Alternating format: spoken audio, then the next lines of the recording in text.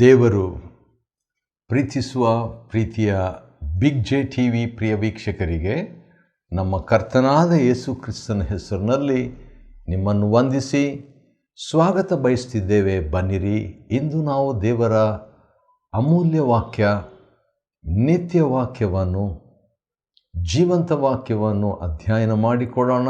ಇಂದಿನ ನಮ್ಮ ಅಧ್ಯಯನ ಕೀರ್ತನೆಗಳು, ದ ಬುಕ್ ಆಫ್ ಸಾಮ್ಸ್, 18ನೇ ಅಧ್ಯಾಯ 31ರಿಂದ 50 ವಚನಗಳವರೆಗೆ ಇರುವಂಥ ವಾಕ್ಯ ಭಾಗ. The book of Psalms chapter 18 versus 31 to 50. ಎರಡು ಭಾಗ, ಇದು ದೊಡ್ಡ ಅಧ್ಯಾಯವಾಗಿರೋದರಿಂದ ಎರಡು ಭಾಗವಾಗಿ ವಿಭಾಗಿಸಿ ಅಧ್ಯಯನ ಮಾಡಿಕೊಳ್ತಿದ್ದೇವೆ. ಅದರಲ್ಲಿ ಈ 31ರಿಂದ 50 ವಚನಗಳಲ್ಲಿ ದೇವರ 21 ಆಶೀರ್ವಾದಗಳನ್ನು ನಾವು ನೋಡ್ಬೋದು. You can see 21 blessings of God in this portion, ಈ ವಾಕ್ಯ ಭಾಗದಲ್ಲಿ.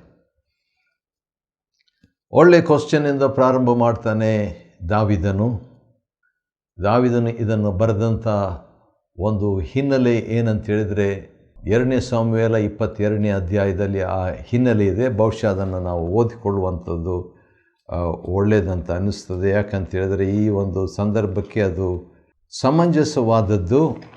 2ನೇ ಸಾಮುವೇಲ 22ನೇ ಅಧ್ಯಾಯ 1ನೇ ವಚನ ನಿಮಗೋಸ್ಕರವಾಗಿ ಓದ್ತೇನೆ. ಯೆಹೋವನು ದಾವಿದನನ್ನು ಎಲ್ಲ ಶತ್ರುಗಳ ಕೈಗೂ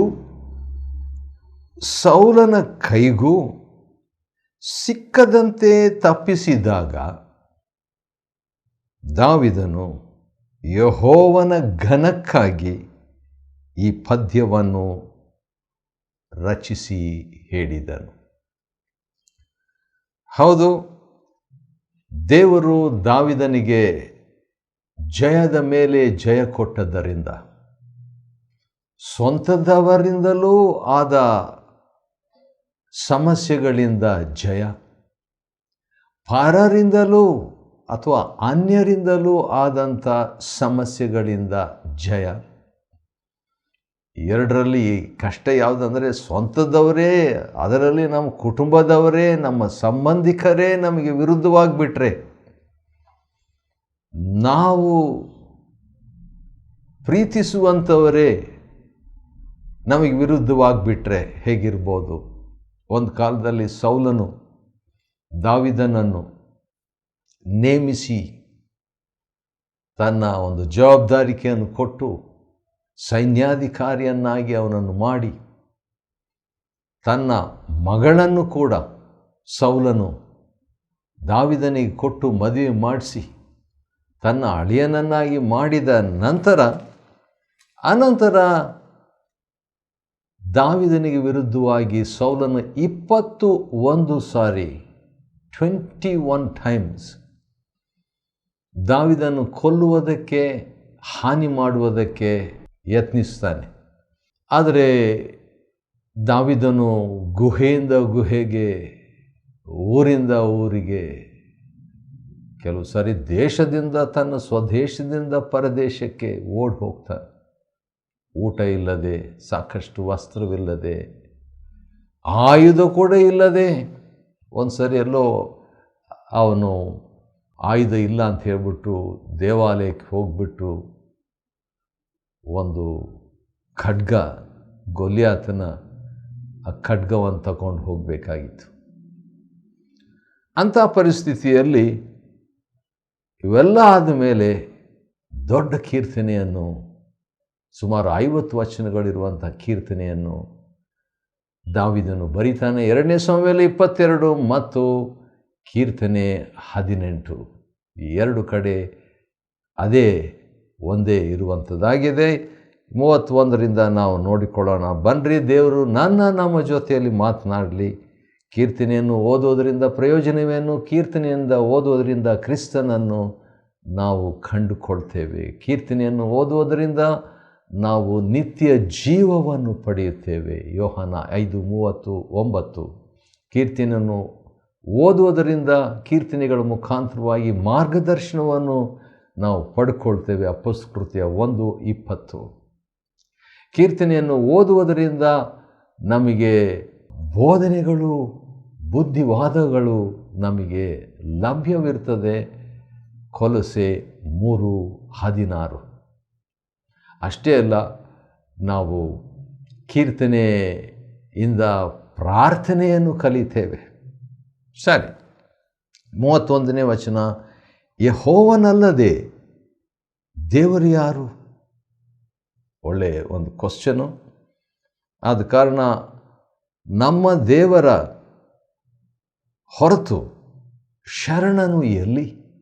ಎಂಥ ಒಂದು ಕಾನ್ಫಿಡೆನ್ಸ್ ನೋಡ್ರಿ, ಎಂಥ ಒಂದು ಭರವಸೆ ಈ ದಾವೀದನಿಗಿತ್ತು. ನನಗೆ ಶೌರ್ಯವೆಂಬ ನಡುಕಟ್ಟನ್ನು ಬಿಗಿಯುವವನು, ನನ್ನ ಮಾರ್ಗವನ್ನು ಸರಾಗ ಮಾಡುವವನೂ ಆತನೇ. ದೇವರಿಗೆ ಹೊಸ ಹೊಸ ಹೆಸರುಗಳನ್ನು ದಾವೀದನು ಕೊಡ್ತಾ ಇದ್ದಾನೆ. ಅದನ್ನೆಲ್ಲ ಲಿಸ್ಟ್ ಮಾಡಿದರೆ ದೇವರಿಗೆ ದಾವೀದನು ಕೊಟ್ಟ ಹೆಸರುಗಳು, ಶಿರೋನಾಮೆಗಳು, ಅನುಭವಗಳು, ಅಥವಾ ಹೆಸರುಗಳಂತ ಹೇಳೋದಕ್ಕಿಂತಲೂ ದಾವೀದನಿಗೆ ದೇವರೊಂದಿಗೆ ಇದ್ದಂಥ ವೈಯಕ್ತಿಕವಾದ ಅನುಭವಗಳು ಅಂತ ನಾವು ಪಟ್ಟಿ ಮಾಡುವಾಗ, ನನ್ನ ಕೋಟೆಯೇ, ನನ್ನ ಬಂಡೆಯೇ, ನನ್ನ ಗುರಾಣಿಯೇ, ನನ್ನ ವಿಮೋಚಕನೇ, ನನ್ನ ಬಲವೇ, ನನ್ನ ಶರಣನೇ, ನನ್ನ ಮಾರ್ಗವನ್ನು ಸರಾಗ ಮಾಡುವವನೇ, ನನಗೋಸ್ಕರವಾಗಿ ಶೌರ್ಯವೆಂಬ ನಡುಕಟ್ಟನ್ನು ಬಿಗಿಯುವವನೇ, ನನ್ನ ಕಾಲನ್ನು ಜಿಂಕೆ ಕಾಲಿನಂತೆ ಚುರುಕು ಮಾಡುವವನೇ. ವಾವ್! ದೇವರ ಜೊತೆಯಲ್ಲಿ ಪ್ರಾರ್ಥನೆ ಒಳ್ಳೆಯ ಒಂದು ಆತ್ಮಿಕ ವಾಹಿನಿ. It's a good channel. ಪ್ರಾರ್ಥನೆಯು ಆತ್ಮಿಕ ವಾಹಿನಿಯಾಗಿದೆ. ಅದು ವಾಹನವೂ ಆಗಿದೆ ಪ್ರಯಾಣಕ್ಕೆ. ಹೌದು, ನನ್ನನ್ನು ಉನ್ನತ ಪ್ರದೇಶಗಳಲ್ಲಿ ನಿಲ್ಲಿಸ್ತಾನೆ. ಆತನೇ ನನಗೆ ಯುದ್ಧವಿದ್ಯೆಯನ್ನು ಕಲಿಸಿದ್ದರಿಂದ. ನೋಡ್ರಿ, ದೇವರು ನಮಗೆ ಕಲಿಸುವ ಒಂದು ಅನುಭವ ಭಾಳ ಇಂಪಾರ್ಟೆಂಟ್. ದೇವರು ನಮಗೆ ಕಲಿಸಿಕೊಡ್ಬೇಕು. ದೇವರು ನಮಗೆ ಕಲಿಸಿಕೊಡಬೇಕು. ದೇವರು ಮಹಾ ಕಲಿಸುವಾತನಾಗಿದ್ದಾನೆ. ಆತನ ಸಹಾಯ ನಾನು ಕೇಳ್ಕೋಬೇಕು. ನನಗೆಲ್ಲ ಗೊತ್ತು, ಅಥವಾ ನನಗೆ ಗೊತ್ತಿಲ್ಲದಿದ್ದರೂ ನಾನು ಯಾರ ಸಹಾಯ ಕೇಳೋದಿಲ್ಲ. ಅದರಲ್ಲಿ ದೇವ್ರ ಸಹಾಯ ನಾನು ಕೇಳೋದಿಲ್ಲ ಅಂತ ಇರಬಾರ್ದು. ನಾವು ಯಾರ ಸಹಾಯ ಕೇಳದಿದ್ದರೂ ಪರವಾಗಿಲ್ಲ, ದೇವ್ರ ಸಹಾಯ ನಮಗೆ ಬೇಕು. ದೇವ್ರ ಸಹಾಯ ನನಗೆ ಬೇಕು. ಆತನೇ ನನಗೆ ಯುದ್ಧ ವಿದ್ಯೆಯನ್ನು ಕಲಿಸಿದ್ದರಿಂದ ನಾನು ತಾಮ್ರದ ಬಿಲ್ಲನ್ನಾದರೂ ಉಪಯೋಗಿಸಬಲ್ಲೆನು. ಅಂದರೆ ಅರ್ಥ, ದೇವರೇ ನನಗೆ ಟೀಚ್ ಮಾಡಿರುವಾಗ, ದೇವ್ರ ಕಡೆಯಿಂದನೇ ನಾನು ಟ್ರೈನಿಂಗ್ ತಗೊಂಡಿರುವಾಗ, ತರಬೇತು ಹೊಂದಿರುವಾಗ, ನನಗೆ ಸ್ಪೆಷಲ್ ಆಯುಧನೇ ಇರಬೇಕಂತೇಳಿಲ್ಲ. ಯಾವುದಾದ್ರೂ ಆಯುಧ ಇದ್ರೂ ಪರವಾಗಿಲ್ಲ, ತಾಮ್ರದಿದ್ದರೂ ಕೂಡ ಪರವಾಗಿಲ್ಲ ಎಂಬುದಾಗಿ ಹೇಳ್ತಿದ್ದಾರೆ. ಅಂದರೆ ಬಲ್ಲವನಿಗೆ ಹುಲ್ಲು ಆಯುಧ. ಹಾಗಾದರೆ ದೇವರಿಂದ ಟ್ರೈನಿಂಗ್ ತಗೊಂಡವನಿಗೆ ಏನು ಬೇಕಾದರೂ ಯೂಸ್ ಮಾಡ್ಬೋದು ಎಂಬುದಾಗಿ. ನೀನೇ ನನಗೋಸ್ಕರ ಗುರಾಣಿಯನ್ನು ಹಿಡಿದು ರಕ್ಷಿಸಿದ್ದಿ. ವಾವ್! ಮೊದಲು ದಾವೀದನು ಪ್ರಾರಂಭದಲ್ಲಿ ಹೇಳಿದಂಥ ಒಂದು ಮಾತು ಏನಂದರೆ, ದೇವರೇ ನೀನೇ ನನ್ನ ಗುರಾಣಿ ಎಂಬುದಾಗಿ ಹೇಳ್ತಾನೆ ರೀ. ಆ ಒಂದು ಮಾತನ್ನು ದಾವೀದನು ಹೇಗೆ ಹೇಳಿರಬೇಕು ಎಂಬುದಾಗಿ ನಾನು ಯೋಚನೆ ಮಾಡಿದ್ದೇನೆ. ಅದು ಹೇಗೆ ಇಂಥ ಒಂದು ಮಾತನ್ನು ದಾವೀದನು ಉಪಯೋಗ ಮಾಡ್ತಾನೆ, ಹೇಗೆ ಅಂತೇಳಿದರೆ, ಆದಿಕಾಂಡ 15ನೇ ಅಧ್ಯಾಯವನ್ನು ಓದಿರಬೇಕು. ಆದಿಕಾಂಡ 15ನೇ ಅಧ್ಯಾಯವನ್ನು ಓದಿದ್ದರಿಂದ ಅವನು ದೇವರು ನನಗೆ ಗುರಾಣಿ ಎಂಬುದಾಗಿ ಹೇಳ್ತಾನೆ. ಆನಂತರ ಸ್ವಲ್ಪ ಚೇಂಜ್ ಮಾಡ್ತಾನೆ, ದೇವರ ದಯವು ನನಗೆ ಗುರಾಣಿ ಎಂಬುದಾಗಿ ಹೇಳ್ತಾನೆ 5ನೇ ಕೀರ್ತನೆಯಲ್ಲಿ.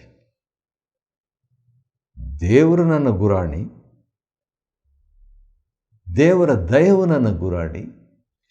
ಸ್ವಲ್ಪ ಚೇಂಜ್ ಮಾಡ್ತಾನೆ ಅದನ್ನು. ಹಾಗಾದರೆ ಮುಂದೆ ಹಾಗೆ ಓದ್ತಾ ಇದ್ದಾಗ ಇನ್ನೊಂದು ಮಾತನ್ನು ಕೂಡ ಅವನು ಹೇಳ್ತಾನೆ. ಅದನ್ನು ನಾವು ಈಗ ನೋಡಲಿಕ್ಕಿದ್ದೇವೆ. ಅದೇನಂತ ಹೇಳಿದರೆ, ನೀನೇ ನನಗೋಸ್ಕರ, 18ನೇ ಅಧ್ಯಾಯ ಕೀರ್ತನೆ 35ನೇ ವಚನ, ನೀನೇ ನನಗೋಸ್ಕರ ಗುರಾಣಿಯನ್ನು ಹಿಡಿದು ರಕ್ಷಿಸಿದ್ದಿ. ಹಾಗಾದರೆ ದೇವರು ಬಾಡಿ ಗಾರ್ಡ್,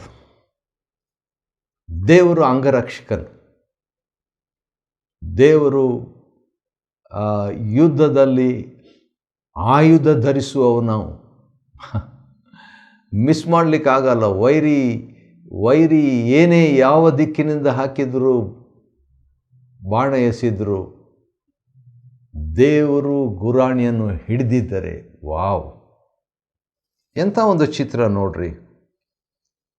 ಹೌದು, ದೇವರು ನನಗೋಸ್ಕರ ಗುರಾಣಿಯನ್ನು ಹಿಡಿದು ರಕ್ಷಿಸಿದ್ದಾನೆ ಅಂತ ಹೇಳ್ತಿದ್ದಾನೆ. ಹಾಗಾದರೆ ಅಂಥ ಒಂದು ಕಾನ್ಫಿಡೆನ್ಸ್ ಅವನಿಗೆ ಇತ್ತು.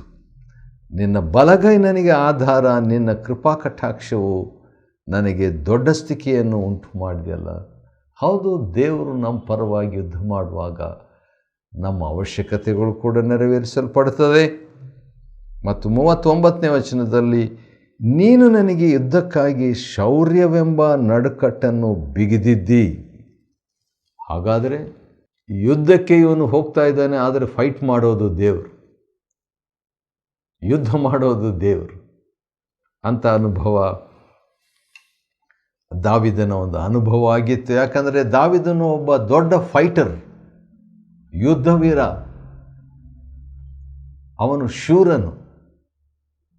ಆ ಒಂದು ಕಾರಣದಿಂದ ಕೂಡ ಅವನಿಗೆ ಡಿಸ್ಕ್ವಾಲಿಫೈ ಆಯಿತು. ನೀನು ಆಲಯ ಕಟ್ಟಬಾರ್ದಂತ ದೇವರು ಹೇಳಿಬಿಟ್ರು. ಆದರೂ ಕೂಡ ಅವನು ತನ್ನ ಕರ್ತವ್ಯವನ್ನು, ತನ್ನ ಪಾರ್ಟನ್ನು ಮಾಡಿದನು, ಯುದ್ಧ ಮಾಡಿದನು. ಆದರೆ ಸೊಲೊಮೋನನು ಯುದ್ಧ ಮಾಡಬೇಕಾಗಿಲ್ಲ, ಸಮಾಧಾನದ ಪುರುಷನು ಅವನಾದ. ಯುದ್ಧನೇ ಮಾಡಲಿಲ್ಲ ಆಲ್ಮೋಸ್ಟ್, ಹೆಚ್ಚಿನ ಅಂಶ ತನ್ನ ತಂದೆ ಹಾಗೆ ಸೊಲೊಮೋನನು. ಅದರಿಂದ ಬಹುಶಃ ಹೆಚ್ಚು ಶೋಧನೆಗೆ ಅವನು ಒಳಗಾದನೇನೋ ಗೊತ್ತಿಲ್ಲ. ಯಾಕಂತ ಹೇಳಿದರೆ ದಾವೀದನು ಯಾವಾಗ ನೋಡಿದರೂ ಯುದ್ಧದ ಮೇಲೆ ಯುದ್ಧ, ಯುದ್ಧದ ಮೇಲೆ ಯುದ್ಧ. ಸೌಲನ್ನು ಓಡಿಸ್ಕೊಂಡು ಬರ್ತಿದ್ದನು. 21 ಸಾರಿ ಸೌಲನ್ನು ಓಡಿಸ್ಕೊಂಡು ಬರುವಾಗ ಎಲ್ಲಿ ಶೋಧನೆಗೆ ಟೈಮೇ ಇಲ್ಲ, ಗೊಣಗುಟ್ಲಿಕ್ಕೆ ಸಮಯನೇ ಇಲ್ಲ. ಓಡ್ತಾನೇ ಇದ್ದಾನೆ. ಹಾಗಾದರೆ ಒಂದು ರೀತಿಯಿಂದ ಕಷ್ಟಗಳು ಒಳ್ಳೆಯದೇ. ಕಷ್ಟಗಳು ಒಳ್ಳೆಯದಂತ ನಾನು ಹೇಳಲಿಲ್ಲ. ದಾವೀದನು ಅದನ್ನು ಹೇಳ್ತಾನೆ, ಅಥವಾ ಕೀರ್ತನೆಗಾರನು ಅದನ್ನು ಹೇಳ್ತಾನೆ. ಎಲ್ಲಿ ಹೇಳ್ತಿದ್ದಾನೆ? ಕೀರ್ತನೆ 119ನೇ ಅಧ್ಯಾಯದಲ್ಲಿ ಈ ರೀತಿಯಾಗಿ ಒಂದು ವಾಕ್ಯ ಇದೆ. ಕಷ್ಟಾನುಭವಕ್ಕಿಂತ ಮುಂಚೆ 67ನೇ ವಚನ, ತಪ್ಪಿ ಹೋಗ್ತಿದ್ದೇನೆ, ದೇವರಿಂದ ದೂರ ಹೋಗ್ತಿದ್ದಂತೆ. ಈಗಲಾದರೂ, ಅಂದರೆ ಕಷ್ಟ ಬಂದ ಮೇಲೆ, ನಿನ್ನ ನುಡಿಗಳನ್ನು ಕೈಕೊಳ್ಳುತ್ತೇನೆ. ಇನ್ನೂ ಕನ್ವಿನ್ಸ್ ಆಗಿಲ್ವಾ? 71ನೇ ವಚನ ಕೀರ್ತನೆ 119, ಕಷ್ಟಾನುಭವವು ಹಿತಕರವಾಯಿತು, ಅದರಿಂದಲೇ ನಿನ್ನ ನಿಬಂಧನೆಯನ್ನು ಕಲಿತೆ. ಸರಿ, ಅದು ಅವನ ಸಾಕ್ಷಿಯಾಗಿದೆ. ನನ್ನ ಶತ್ರುಗಳನ್ನು ಬೆಂಗೊಟ್ಟು ಓಡ ಮಾಡಿದ್ದೆ ಅಂತ ಹೇಳಿಬಿಟ್ಟು 41ನೇ ವಚನ, ಯೆಹೋವನಿಗೆ ಮೊರೆಯಿಟ್ಟರೂ ಆತನು ಉತ್ತರವನ್ನು ಕೊಡಲೇ ಇಲ್ಲ. ಹೌದು, ಕೆಲವು ಸಾರಿ ದೇವರು ಪ್ರಾರ್ಥನೆಗೆ ಉತ್ತರ ಕೊಡ್ತಾನೆ.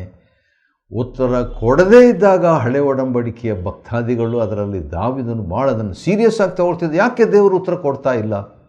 ಏನು ಮಿಸ್ಟೇಕ್ ಆಗಿದೆ? ಏನು ಹೆಚ್ಚು ಕಡಿಮೆ ಆಗಿದೆ? ಯಾವ ರೀತಿಯಾಗಿ ದೇವರನ್ನು ನೋಯಿಸಿದ್ವಿ ಎಂಬುದಾಗಿ ಸ್ವಯಂ ಪರೀಕ್ಷೆಯನ್ನು ಅವನು ಮಾಡಿಕೊಂಡು ಬಿಡ್ತಿದ್ದ. 43ನೇ ವಚನದಲ್ಲಿ, ಜನರ ಕಲಹಗಳಿಗೆ ನನ್ನನ್ನು ತಪ್ಪಿಸಿ ಜನಾಂಗಗಳಿಗೆ ದೊರೆಯಾಗುವಂತೆ ಮಾಡಿದ್ದಿ. ಇದು ಯಾರ ಬಗ್ಗೆ? ಯೇಸು ಕ್ರಿಸ್ತನ ಬಗ್ಗೆ. ಪ್ರತಿ ಕೀರ್ತನೆಯಲ್ಲಿಯೂ ಯೇಸು ಕ್ರಿಸ್ತನನ್ನು ನೋಡಬೇಕೆಂಬ ಹಂಬಲ ನನಗಿದೆ. ಯಾಕಂದರೆ ಈಗಾಗಲೇ ಓದಿದಂಥ 18ನೇ ಕೀರ್ತನೆ 1ರಿಂದ 30 ವಚನಗಳಲ್ಲಿ ವಾಯುವೇ ಆತನ ರೆಕ್ಕೆಗಳೋ ಎಂಬಂತೆ ಇಳಿದು ಬಂದನು ಅಂತ 10ನೇ ವಚನದಲ್ಲಿ ಯೇಸು ಕ್ರಿಸ್ತನ ಒಂದು ಚಿತ್ರ ನಾವು ನೋಡ್ತೇವೆ.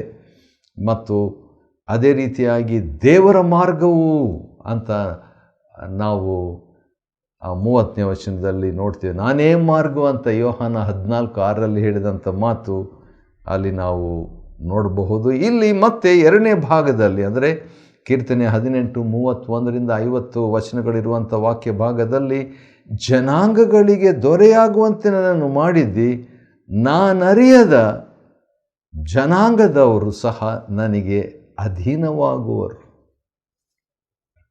ಹೌದು, ಕೀರ್ತನೆ 18ನೇ ಅಧ್ಯಾಯದಲ್ಲಿ ಇರುವಂಥ ಒಂದು ಮಾತು ಯೆಶಾಯನಲ್ಲಿ 55ರಲ್ಲಿ ಒಂದು ಮಾತು ಇದೆ. ಅಲ್ಲಿ ಕ್ರಿಸ್ತನ ವಿಷಯವಾಗಿ ಒಂದು ಮಾತು ಇರುವಂಥದ್ದನ್ನು ಗಮನಿಸಬಹುದು. ಇದೇ ಮಾತು ಈಗ ತಾನೇ ನಾವು 18ನೇ ಕೀರ್ತನೆಯಲ್ಲಿ ಓದಿದ್ವಲ್ಲ, ಅಂಥ ಒಂದು ಮಾತು ಇಲ್ಲಿ ಯೆಶಾಯ 55ರಲ್ಲಿ ನಾವು ನೋಡುವಾಗ, ಹೌದು, ನಿನಗೆ ಗೊತ್ತಿಲ್ಲದ ಜನಾಂಗವನ್ನು ನಿನ್ನ ಅಧೀನಕ್ಕೆ ಕರೆಯುವಿ. 5ನೇ ವಚನ ಯಾರ ಬಗ್ಗೆ ಇದು ಇದೆ ಅಂತ ಹೇಳ್ಬಿಟ್ಟು ನೋಡುವಾಗ, ಶಾಶ್ವತ ಒಡಂಬಡಿಕೆಯನ್ನು, ಈಗೋ ನಾನು ಅವನನ್ನು ಜನಾಂಗಗಳಿಗೆ ಸಾಕ್ಷಿಯನ್ನಾಗಿಯೂ ನಾಯಕನನ್ನಾಗಿಯೂ ಅಧಿಪತಿಯನ್ನಾಗಿಯೂ ನೇಮಿಸಿದೆನು ಎಂಬುದಾಗಿ ಯೆಹೋವನ ಭಕ್ತನ ವಿಷಯವಾಗಿ, ಅಂದರೆ ಯೇಸು ಕ್ರಿಸ್ತನ ಒಂದು ಛಾಯೆ, ಪ್ರವಾದನೆ ಇಲ್ಲಿ ನಾವು ನೋಡ್ತೇವೆ. ಒಂದು ರೀತಿಯಿಂದ ದಾವಿದನ ಬಗ್ಗೆ ಹೇಳಿದ್ದೆ, ಆದರೂ ಕೂಡ ದಾವಿದನು ಯೇಸು ಕ್ರಿಸ್ತನ ಒಂದು ಚಿತ್ರವಾಗಿರೋದ್ರಿಂದ, ಒಂದು ಪಿಕ್ಚರ್ ಆಗಿರುವುದರಿಂದ ಯೇಸು ಕ್ರಿಸ್ತನಿಗೆ ಅದು ಅನ್ವಯಿಸುವಂಥ ಪ್ರವಾದನೆ. ದೇಶಾಂತರದವರು ನನ್ನ ಮುಂದೆ ಮುದುರಿಕೊಳ್ಳುವರು, ದೇಶಗಳೆಲ್ಲ ಯೇಸು ಕ್ರಿಸ್ತನ ಮುಂದೆ. 46ನೇ ವಚನ, ಯೆಹೋವನು ಚೈತನ್ಯ ಸ್ವರೂಪನು. ಒಂದು ಕಡೆ ಪ್ರವಾದನೆ ಮಾತಾಡ್ತಾನೆ, ಒಂದು ಕಡೆ ತನ್ನ ಬಗ್ಗೆ ಮಾತಾಡ್ತಾನೆ, ಒಂದು ಕಡೆ ತನ್ನ ಹೋರಾಟದ ಬಗ್ಗೆ ಮಾತಾಡ್ತಾನೆ. ದಾವಿದನು ಒಂದು ಕಡೆ ವೈರಿಗಳ ಬಗ್ಗೆ ಮಾತಾಡ್ತಾನೆ, ಅನ್ಯರ ಶತ್ರುಗಳ ಬಗ್ಗೆ ಮಾತಾಡ್ತಾನೆ. ಇದ್ದಕ್ಕಿದ್ದ ಹಾಗೆ ದೇವರಿಗೆ ಸ್ತೋತ್ರವನ್ನು ಕೂಡ ಮಾಡ್ತಾನೆ. ಸ್ತೋತ್ರದ ಫೋಕಸ್ ದಾವಿದನಿಗಿತ್ತು. ನನಗೂ ಕೂಡ ಅದು ಆಶೆ ಏನಂದರೆ, ಹಾಗೆ ಹೀಗೆ ಪ್ರಾರ್ಥನೆಯಲ್ಲಿ ಅಲ್ಲಿ ಇಲ್ಲಿ ಹೋಗ್ಬೋದು, ಆದರೆ ಮತ್ತೆ ಮತ್ತೆ ದೇವರ ಕಡೆಗೆ, ಮತ್ತೆ ಮತ್ತೆ ದೇವರನ್ನು ಕೇಂದ್ರೀಕರಿಸಿ. ಹೌದು, ಸ್ವಲ್ಪ ಆ ಕಡೆ ಹೋಗ್ಬೋದು, ಸ್ವಲ್ಪ ಈ ಕಡೆ ಹೋಗ್ಬೋದು, ಅವ್ರ ಬಗ್ಗೆ ಹೋಗ್ಬೋದು, ಶತ್ರುಗಳ ಬಗ್ಗೆ ಹೋಗ್ಬೋದು, ನಮ್ಮ ಸಮಸ್ಯೆ ಬಗ್ಗೆ ಹೋಗ್ಬೋದು. ಆದರೆ 46ನೇ ವಚನ, ಯೆಹೋವನು ಚೈತನ್ಯ ಸ್ವರೂಪನು, ನನ್ನ ಶರಣನಿಗೆ ಸ್ತೋತ್ರ, ನನ್ನನ್ನು ರಕ್ಷಿಸುವ ದೇವರಿಗೆ ಕೊಂಡಾಟ. ವಾವ್! ಹೌದು, 49ನೇ ವಚನದಲ್ಲಿ, ಈ ಕಾರಣದಿಂದ ಯೆಹೋವನೇ, ಅನ್ಯ ಜನಗಳ ಮಧ್ಯದಲ್ಲಿ ನಿನ್ನನ್ನು ಸ್ತುತಿಸುವೆನು, ನಿನ್ನ ನಾಮವನ್ನು ಸಂಕೀರ್ತಿಸುವೆನು. ಸ್ತುತಿ, ಸ್ತೋತ್ರ ದಾವಿದನ ಒಂದು ಜೀವನದ ಒಂದು ಭಾಗವಾಗಿತ್ತು. 50ನೇ ವಚನ ಮತ್ತೆ ಯೇಸು ಕ್ರಿಸ್ತನ ವಿಷಯದಲ್ಲಿ ಇರುವಂಥ ಒಂದು ಮಾತನ್ನು ಗಮನಿಸ್ಬೋದು. ಆತನು ತಾನು ನೇಮಿಸಿದ ಅರಸನಿಗೋಸ್ಕರ, ಹಾಗಾದರೆ ಯೇಸು ಕ್ರಿಸ್ತನು ತಾನು ಅಭಿಷೇಕಿಸಿದ ದಾವಿದನಿಗೂ ಅವನ ಸಂತತಿಯವರಿಗೂ ಸದಾಕಾಲ ಕೃಪೆಯನ್ನು ಅನುಗ್ರಹಿಸುವವನಾಗಿದ್ದಾನೆ. ಯೇಸು ಕ್ರಿಸ್ತನೊಂದಿಗೆ ಮುಕ್ತಾಯವಾಗ್ತದೆ ಈ ಕೀರ್ತನೆ. ಹೌದು, ಕೀರ್ತನೆ 18ನೇ ಅಧ್ಯಾಯ 2 ಭಾಗವನ್ನು ವಿಭಾಗಿಸಿ 2ನೇ ಭಾಗ 31ರಿಂದ 50 ವಚನಗಳನ್ನು ಅಧ್ಯಯನ ಮಾಡಿಕೊಳ್ಳುವಂತೆ ದೇವರು ಕೊಟ್ಟ ಕೃಪೆಗಾಗಿ ಆತನಿಗೆ ಸ್ತೋತ್ರವಾಗಲಿ. ದೇವರು ನಿಮ್ಮನ್ನು ಆಶೀರ್ವದಿಸಲಿ.